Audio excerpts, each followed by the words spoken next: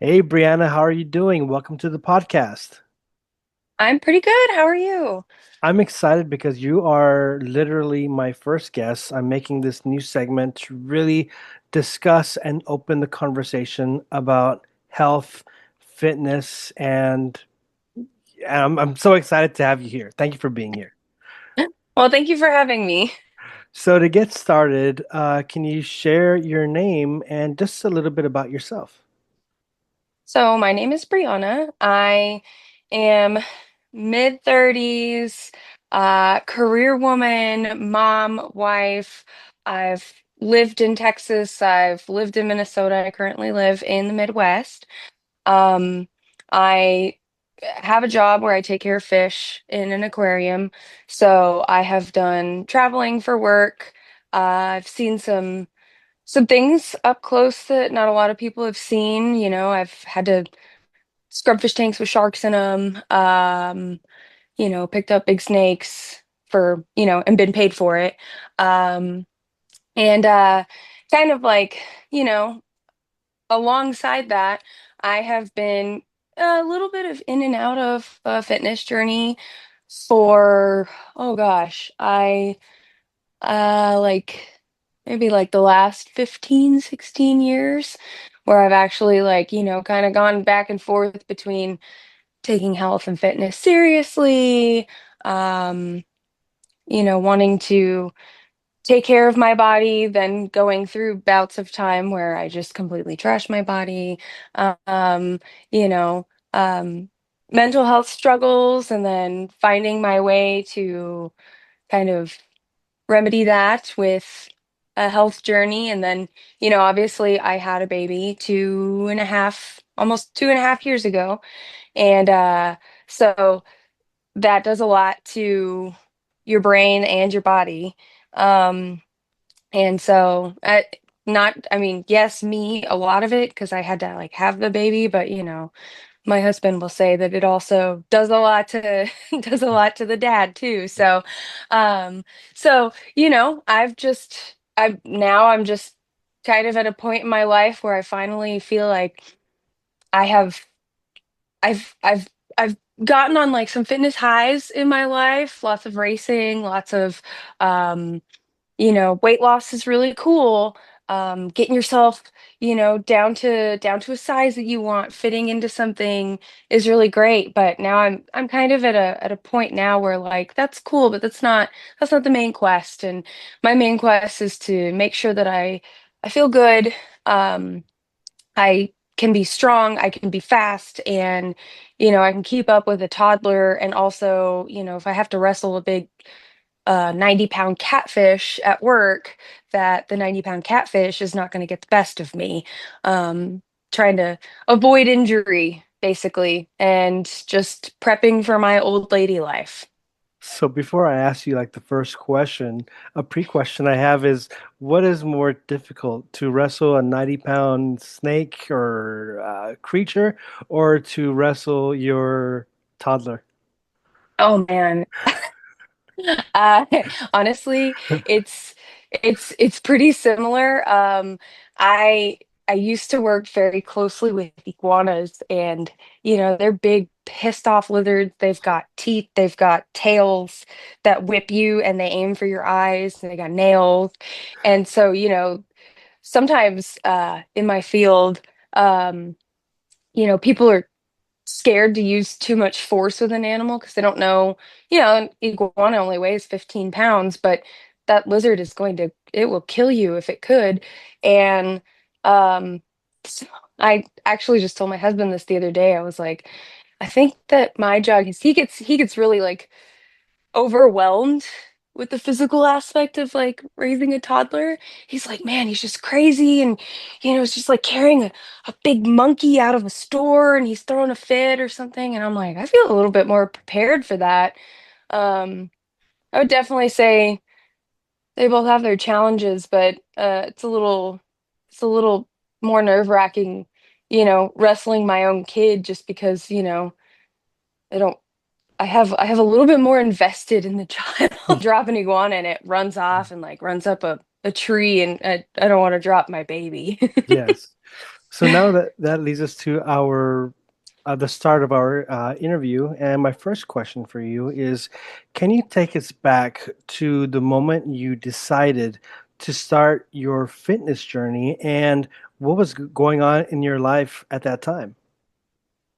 So, this was back in, let's see, 20, oh, not even 20. It was like maybe 2009, 2010, somewhere in that realm, maybe 2011. I can't remember dates anymore. But it was a long time ago.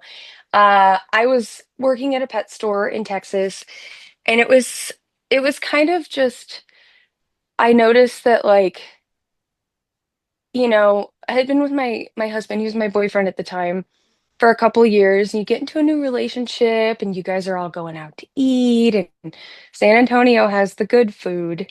Um, all the good places to eat, every place you go gives you chips and salsa and like hot fresh tortillas, which by the way, very disappointing to note that fresh tortillas at the table is like you ask for it and they look at you like you've got three heads. So uh so uh so, it put on a little bit of that like new relationship weight. And I've always been petite in like I'm short and I have small hands, but I come from a very large family. And by large I mean they call themselves large and in charge. Um, they've got they've got high blood pressure, they've got diabetes, they're like it's just something that they're used to, uh, you know. And so it was just kind of a lot of my upbringing, and then just that new relationship thing where it's like, mom's not cooking anymore, so I'm gonna go get McDonald's or something. And there was just kind of like, I realized that I was like just tired all the time. I'm drinking coffee, I'm trying energy drinks, they're not waking me up. And actually, what kind of was my indicator is I would squat down to like get something off the floor, clean a cage at the pet store, and then I could stand up and my knee would hurt. And I was like, ugh. I was like, I'm, in my early 20s. I shouldn't have pain like this. And I was like, something, it's like my clothes are tighter. I'm aware that I'm getting bigger. I'm starting to kind of look definitely a big part of my family. And I mentioned to a coworker of mine, it's a very small pet store, so it was two of us and then my boss. And I said, and she was kind of a round girl too. And I said, man, I need to lose weight. I gotta do something. I I'm just tired of feeling like this, looking like this, put clothes on and maybe the shirt it looked nice on the rack and it's my size, and then you put it on, you're like, mm, eh, nope. And you take it off and you just put on a sloppy t-shirt. And she was like, yeah, I need to do that too. And so we started talking about it, and her and I almost have back, especially back then, not so much now. We're grown-ups now, but we had a kind of like a sibling rivalry thing going on. And so started talking, and we birthed this idea to do a weight loss bet, because I was like, hey, we're both pretty broke. um we're both we're both we're both like broke and heavy and unhealthy and just tired, sad, chubby girls. And so we kind of came up with an idea like, let's start small. We'll bring the scale to work and we'll both weigh ourselves in front of our boss, and we'll both give him $30 each. And we're going to put it in the safe at work, and we're going to write our weights down. And then we have a month, and whoever loses the most weight in 1 month gets the pot. If you gain weight, you owe, because we had to have like a contingency plan, because like you can't just be like, I'm out $30, whatever. I was like, if we gain weight from this original thing, then we have to give our boss, like, the money stays in the safe, but we have to give him $10. So like that would keep us Oh, accountable, because dang. you don't want to give your boss your money back. Like that's about what we were making per hour. So it's like I'm not going to give him like free labor. Yeah. and, and so we we did that. So I went across the street from my apartment complex and I got a gym membership for like the first time. And I had no idea what I was doing. I As a kid, I used to competitively swim, with like a neighborhood swim team. And I taught lessons for a little while there for a hot second. And I always loved swimming. So this gym had a pool and I was like, okay, I'm gonna dust off the bathing suit. I'm gonna just start moving.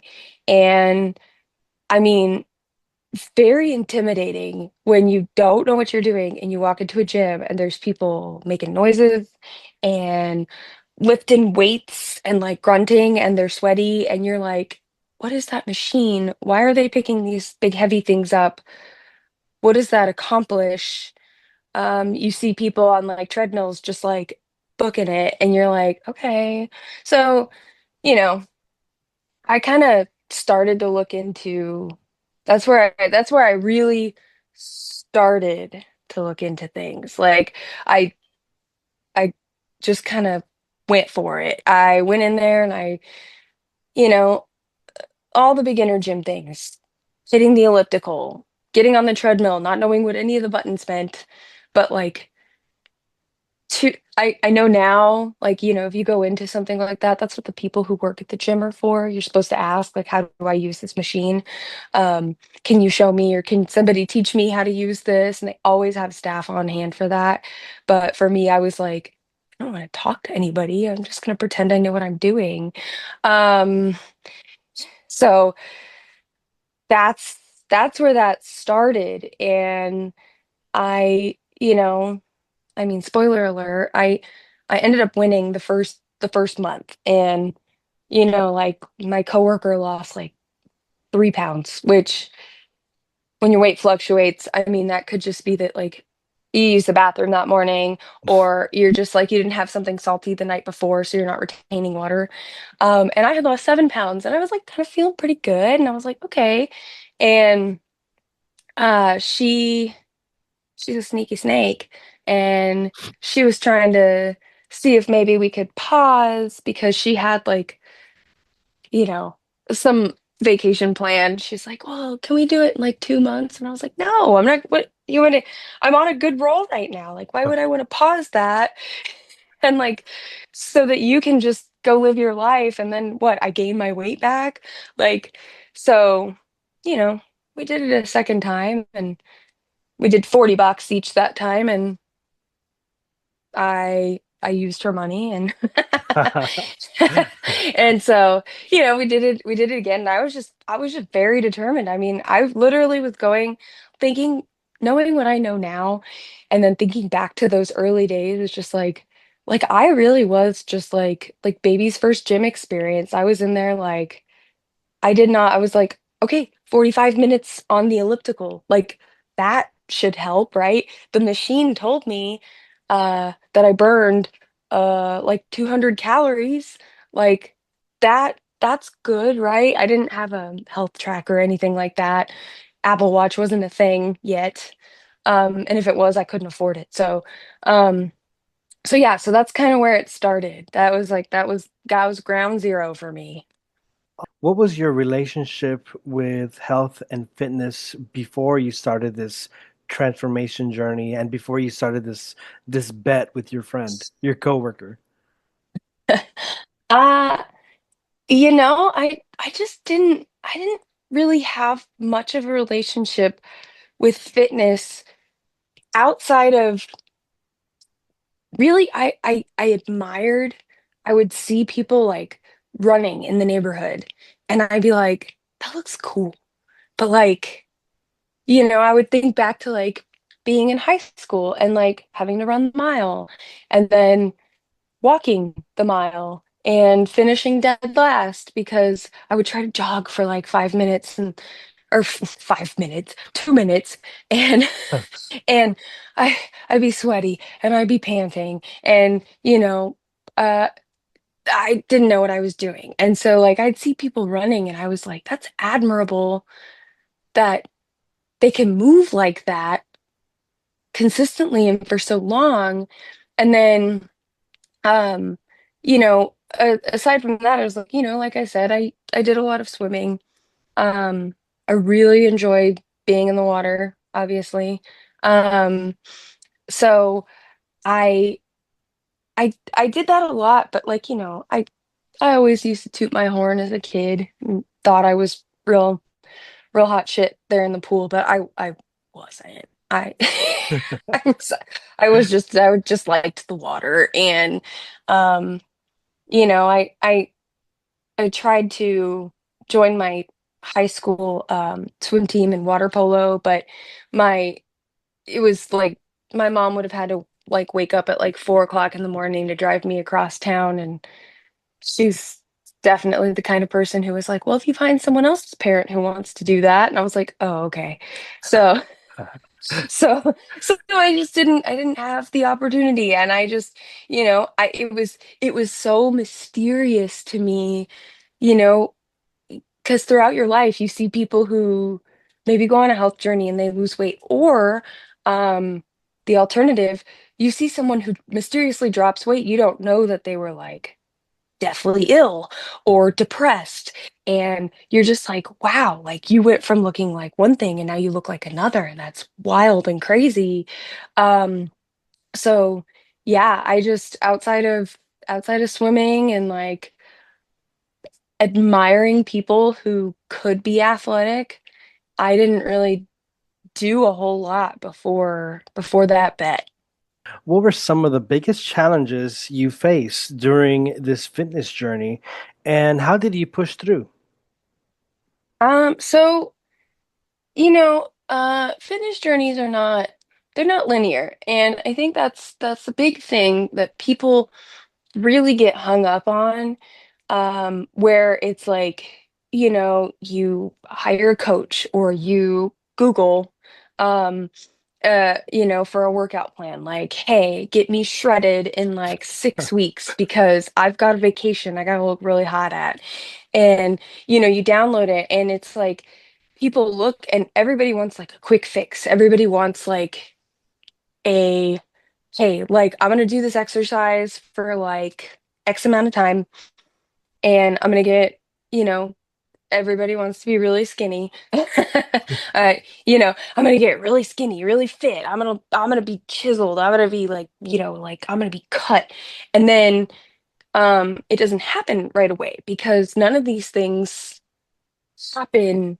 You're you're trying to rebuild your body, and that comes with a series of habits. So sometimes it gets really frustrating, and it happened to me a lot.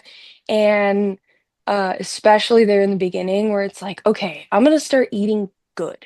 I'm gonna start eating, buy some bags of frozen broccoli and like eat steamed broccoli with every meal, because it's filling, it's full of fiber. I'm not going to put cheese on it because that's unhealthy, you know. Um and driving by McDonald's and like being like, dang, like I don't want to have to go home and cook chicken and rice and broccoli when I could just swerve to the right and like hit up McDonald's.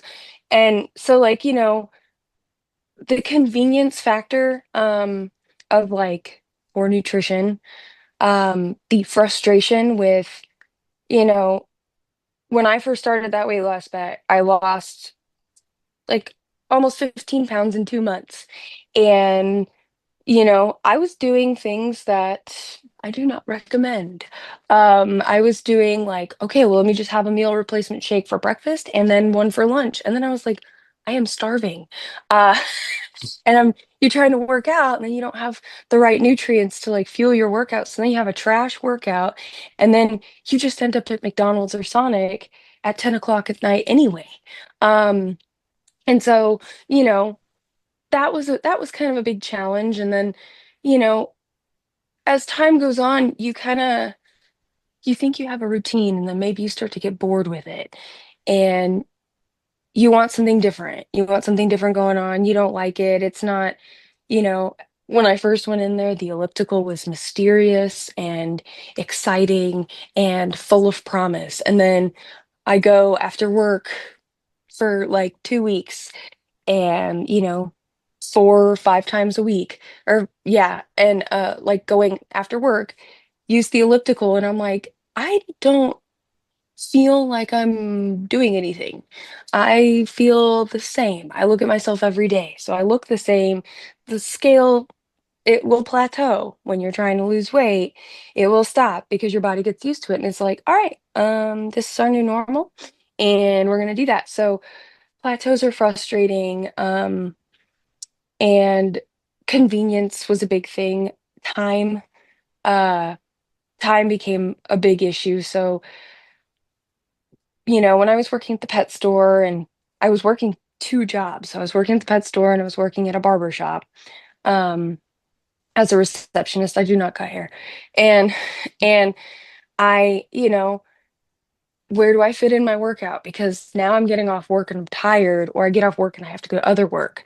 Um, and so then that leads to, okay, I was on a really good kick, but then I was tired one day. And well, now I'm tired today, and I'm gonna be tired tomorrow. And it was just kind of really nice to just come home and like lay on the couch and watch TV and eat 2 bags of popcorn, which doesn't sound like a lot, but when it's like the extra butter one, it is. Uh, so you fall into that.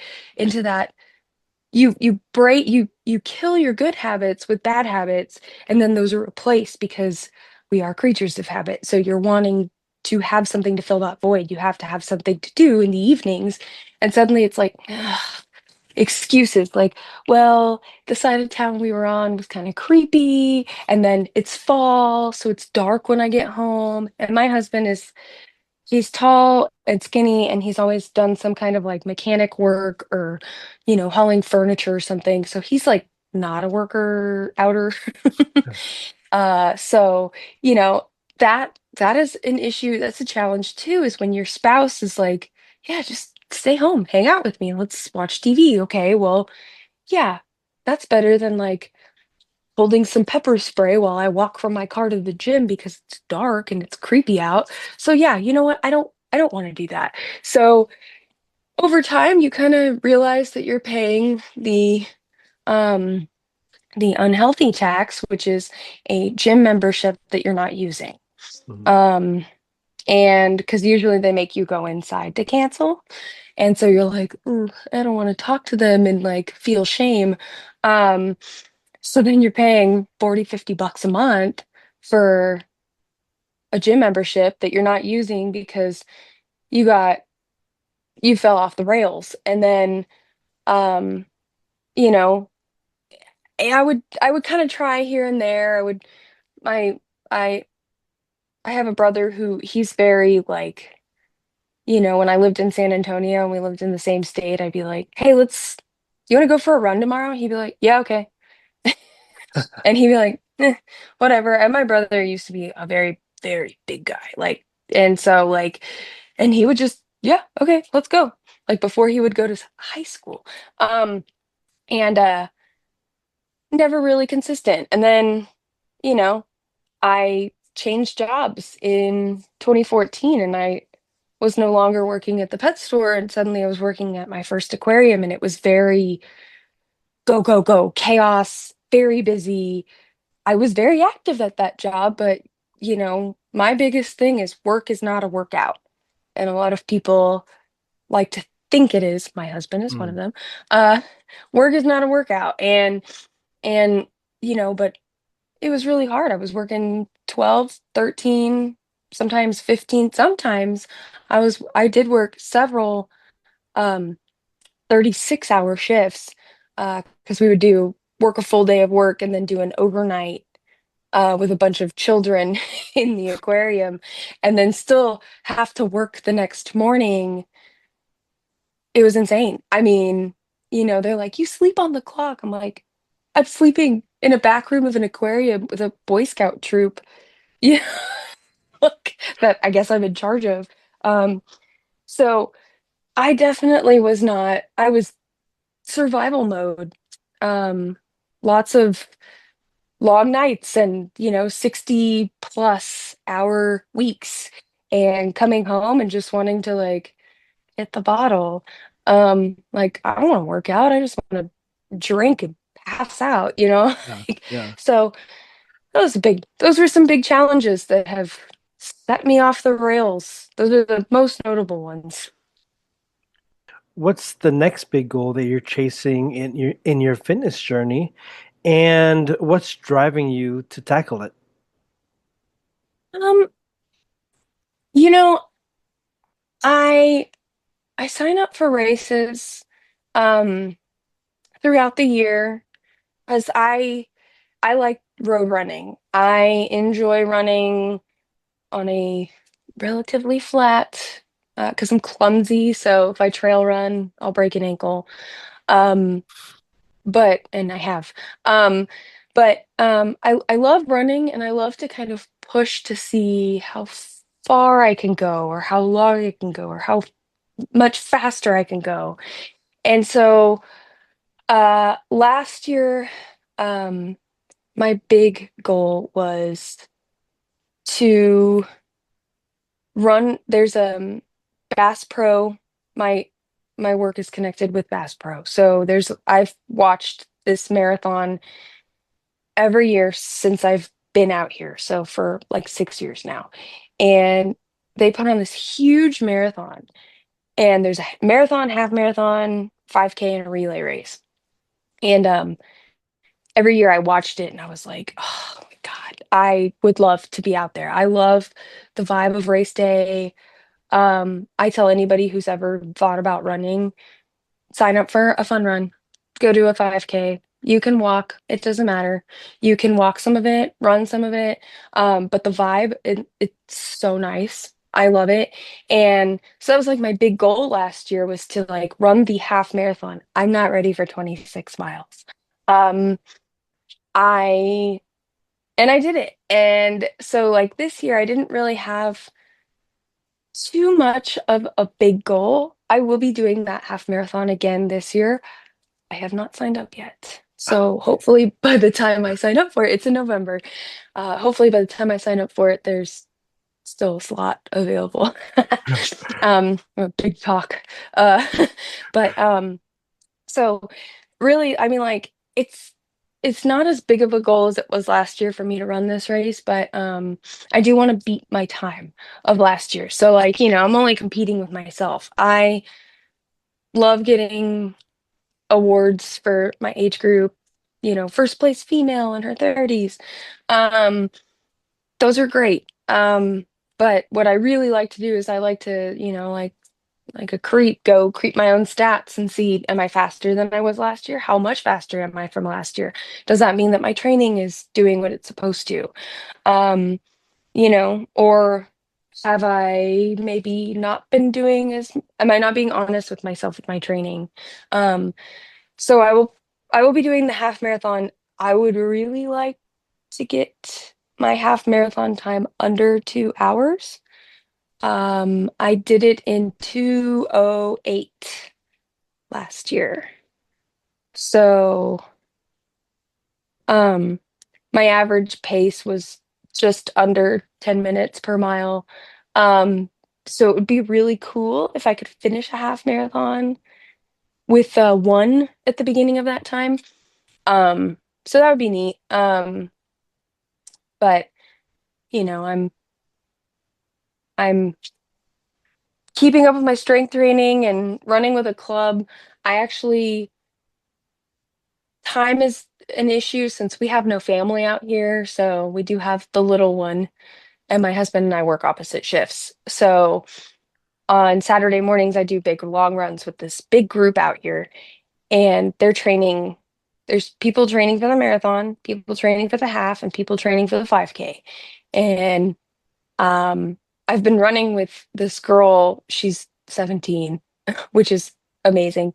Uh, I've been running with her on Saturdays. She's training for the marathon. I was like, you're gonna surpass me because, I'm not gonna go do the 18-mile training run. I have to get home. But I found a group of crazies that actually start a little earlier. Starting at 5 a.m. instead of 6:30. And they're like, yeah, we're gonna get like a couple miles in, meet up with the group, and then run the rest of it. So I don't know. We'll see. The longest run I have ever done was, 13.1 miles, um, give or take. Sometimes courses are a little off, but um, so I don't know. Let's see if I can jam out 15 sometime soon without dying. Um, So Brianna, we've known each other for quite a few years, and I followed your journey on Facebook, Instagram, and I see that you've also done some Spartan runs, Spartan race challenge. What do you call it? Spartan races, they're obstacle course races. I've seen that you've done these Spartan races as well. So my question for you is, what would you find to be more challenging, to do the half marathon or to do these Spartan races? So I actually did the Spartan half marathon. I don't really count that one as a run because I didn't run the whole time. It's a trail run, and that one was about 15 miles. But like I said, I did a fair amount of walking through the Texas Hill Country. It was in Dallas, and and I fun fact, I broke my foot halfway through that one. And I did it with my brother, and he was like, "Should we call the medic?" And I was like, "Hell no. I, I didn't train all year for this to be dragged out by the medic." I was like, "We're gonna figure it out at the end." I was in a walking boot for a while, but we're fine. Um, so the Spartan races, when you do a half marathon, you're doing road racing, it's literally just flat terrain. I mean, I will bitch incessantly about hills. Um, I'll be like, "Oh my God." Like, you don't want to stop running, but like you don't feel like you're running. Up like a steep hill, and where I'm at in Missouri is very hilly. Um, in some areas. So you do get a fair amount of elevation gain. That being said, um, it's flat. It's flat. It's like you're on pavement, which can be hard on your joints, but you're on pavement. It's fine.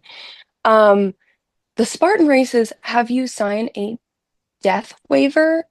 Literally, you sign this whole legal thing, and it says in there that you acknowledge that you may die. Damn. Uh, and every time my brother and I were like, "Hell yeah, man." We're like signing it. We're like hooting and hollering.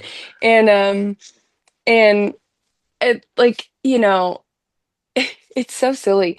I They have you like jumping over walls. They have you crawling under barbed wire, which, you're jumping, you dunk yourself into like stagnant, nasty, muddy water, which that isn't the gross part. The gross part is how many people have gone before you um in that mud puddle. So it's kind of a lot of like there's a lot. You have to carry sandbags like um in Minnesota, the Spartan race I did out there. I did it twice.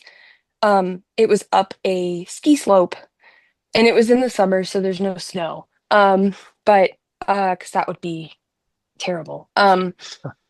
But you do it up a ski slope, so like there's a part where it's like, I mean, you feel like you're just staring at your legs and just pushing them down because you're just trying to get to the top of this freaking ski slope.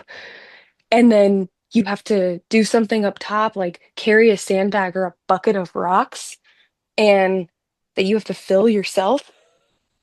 And then you have to carry it around, like they have like a little course for the bucket carry or whatever. And then you have to put it down, and then you have to run down that ski slope. And running downhill sounds cool and all, but like I lost some toenails because my feet were wet and slammed into my shoes going down at such a velocity that like wrecked my feet, blisters, no toenails, like it's just crazy.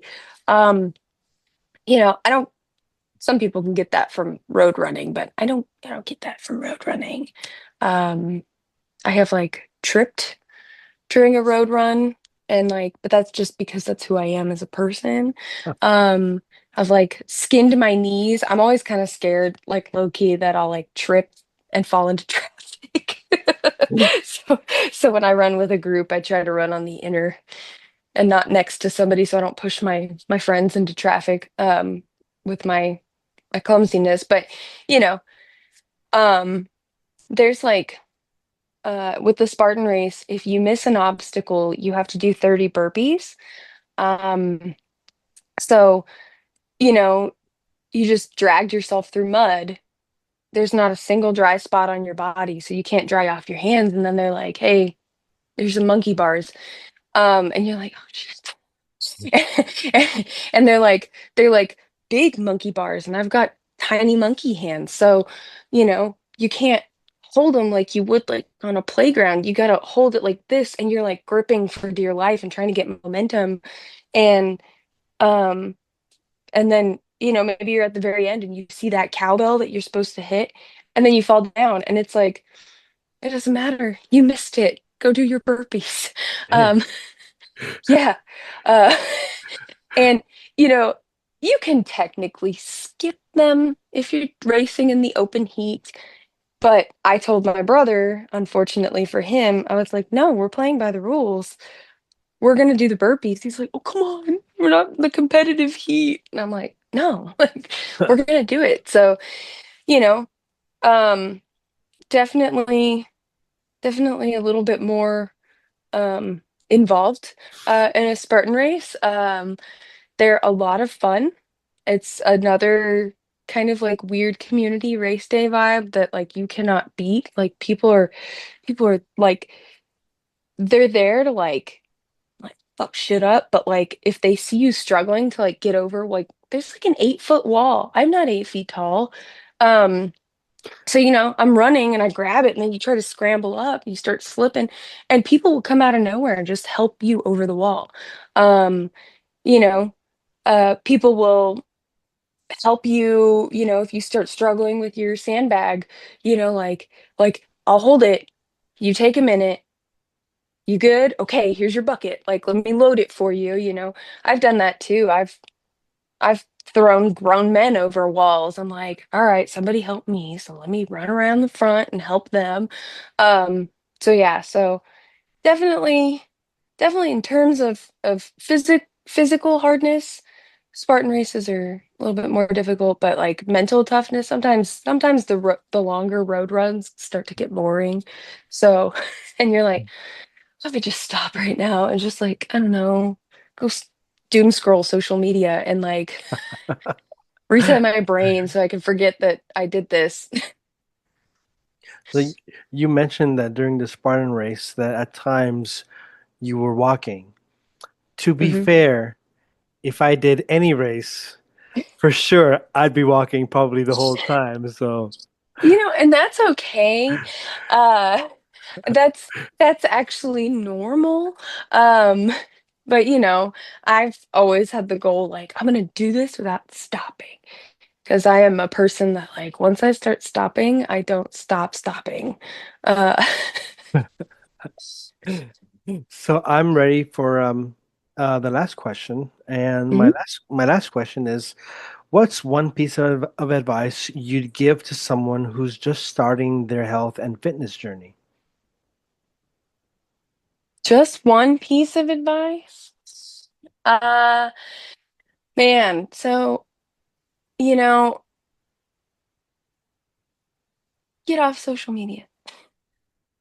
Get off social media. Don't listen to the influencers, which, here I am influencing.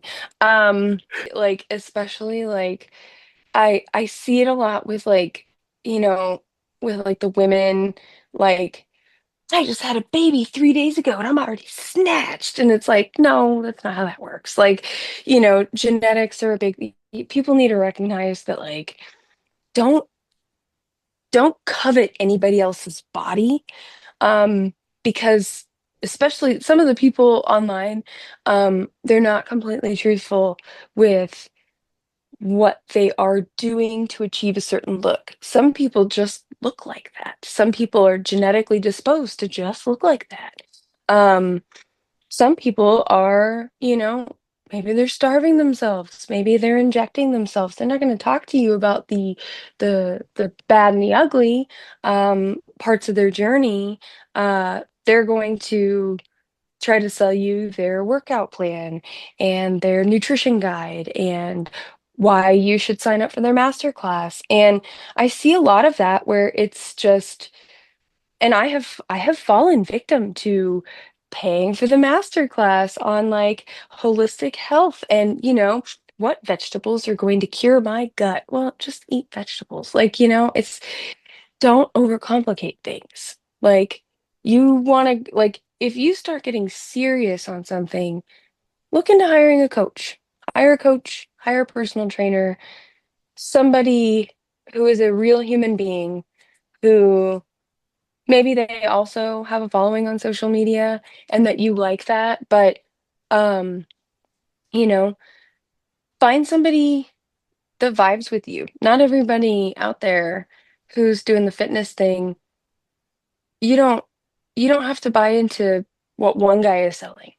There's so much of it out there and everybody the fitness world, fitness and health, there's like 1,000 million bajillion different ways to do stuff.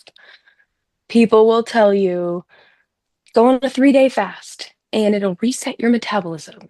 And then when you eat, you'll just burn all of that immediately and your body will know what to do. And then you will just watch the weight fall off.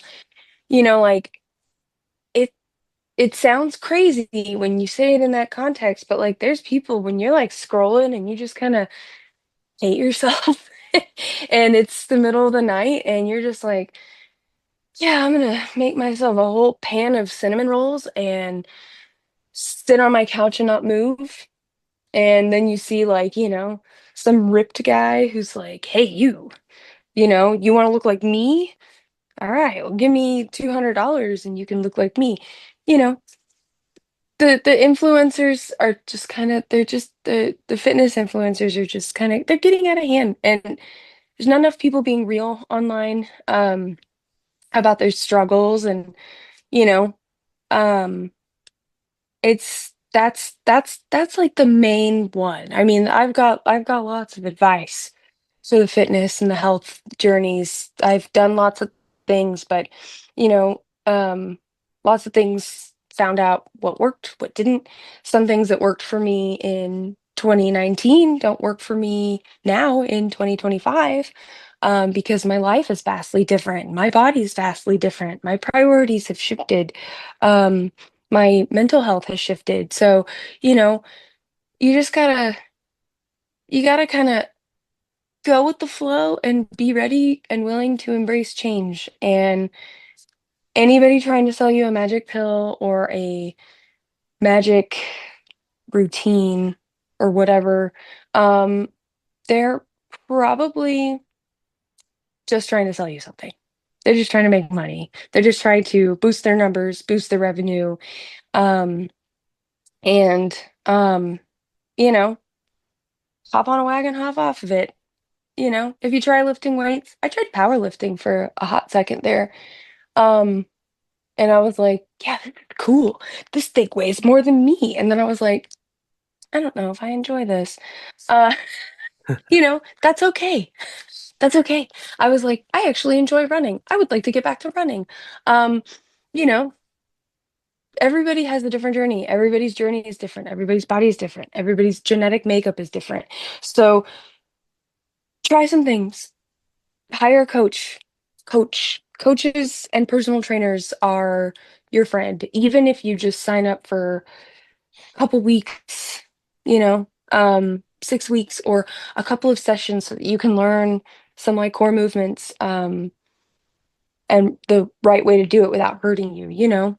Just that's it. Just start small and get off social media. Okay, well, thank you so much, Brianna. Do you want to share your handles? Or Um, I actually am in limbo right now. I just told everybody not to go look at social media influencers, but I it has not I have not launched it yet. I was waiting for a couple of things to come through um from some behind the scenes work, but I mean, I am getting ready to I am a personal trainer. I've been certified for almost a year now. And I will be I'm in the process of launching a kind of functional physical fitness that is kind of geared towards the zoo world, and animal caretakers in an attempt to get my coworkers and colleagues to stop telling me that work is their workout. Um, it nothing drives me up a wall more than hearing that. And things, it's something I'm very passionate about is my zookeeping, which I know you've seen my posts about it. Uh, and it's kind of a very niche topic, but that being said, it's not exclusive to just animal people, but I will be launching, it's called Off Exhibit Fitness, here soon enough. So be on the lookout for that. And it'll be, you want to train like a zookeeper? Well, then you can come train like a zookeeper. But yeah, so it's just a way to get the people that I see on the day to day for and have for years now to get healthy and avoid injury and add longevity to their career. Well, thank you so much, Brianna, for sharing your fitness journey and for being an inspiration to me. Well, you're welcome. Well, thank you for having me on here, and I'm excited to watch your journey. I see your posts come through all the time, and I love it. I like watching you eat. I hope you really liked your peach. You know, it's I always love watching the beginning of like a health journey because I get excited because I'm like, man, you're gonna look back on these, 6 months from now or a year from now or 2 years from now, and you're either gonna be like, what are you doing, dude? Or you're gonna be like, look at my humble baby beginnings.